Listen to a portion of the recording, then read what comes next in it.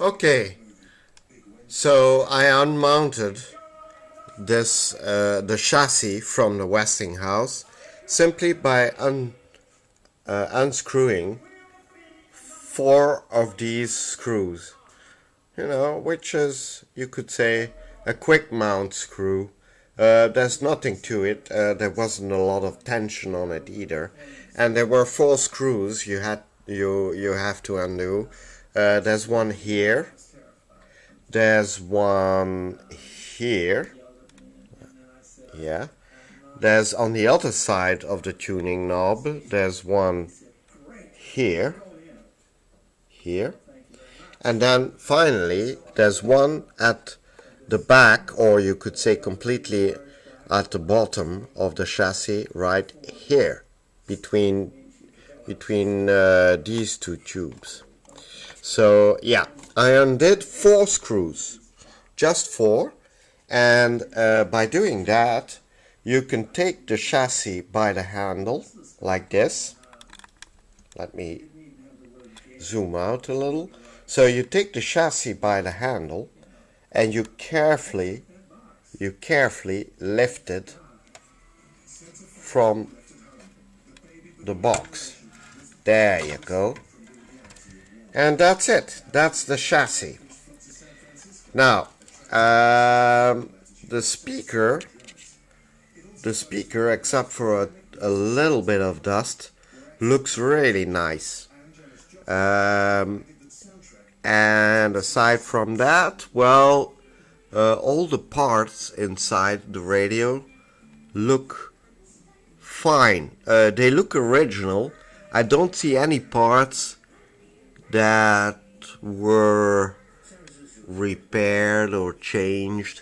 There is an IF coil here. There's a volume knob here and an on-off switch. Yeah, so that's okay.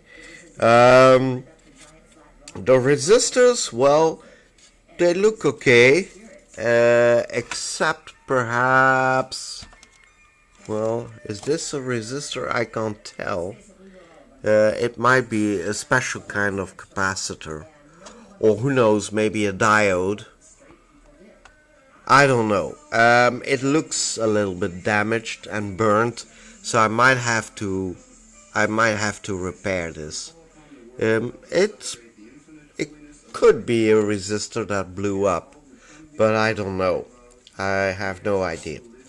I'm missing the schematic for this radio, so I'll have to go and look one up on the internet.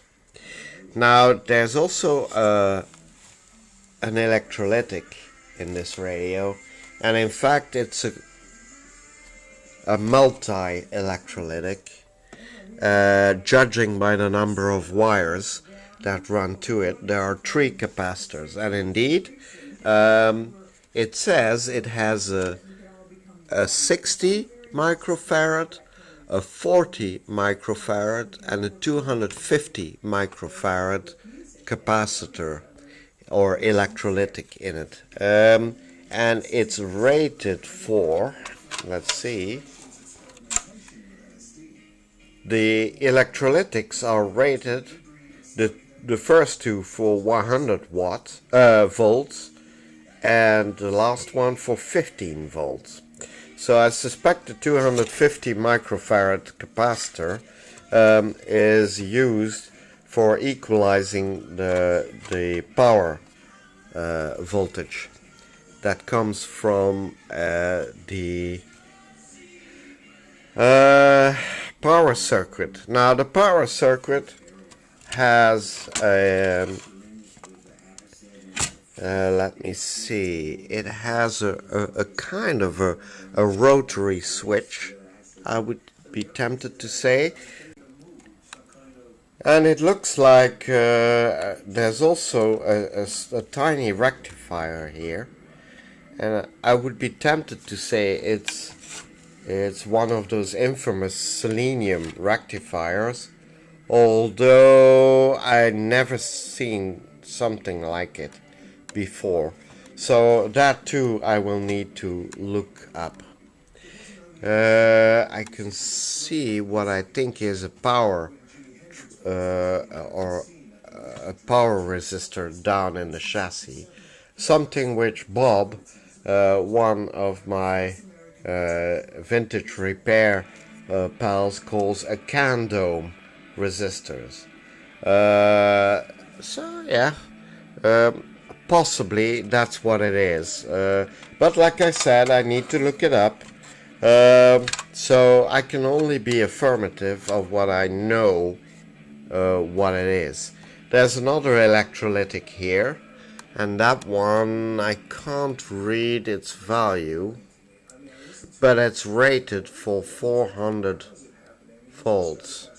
So yeah, that one is rated for 400 volts. I have no idea what the switch's function is, although I suspect it's a switch to switch the radio between either battery voltage and between battery voltage and mains voltage. Well, interestingly enough, I can't see any markings that tell me in which position it's a battery powered radio and in which position it's 220.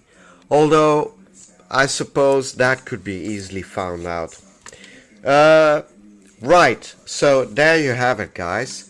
The Westinghouse H-598P4 beige and scarlet radio. So the next weeks I'll be concentrating on refurbishing this radio and continuing work on the dyno bat. So stay tuned.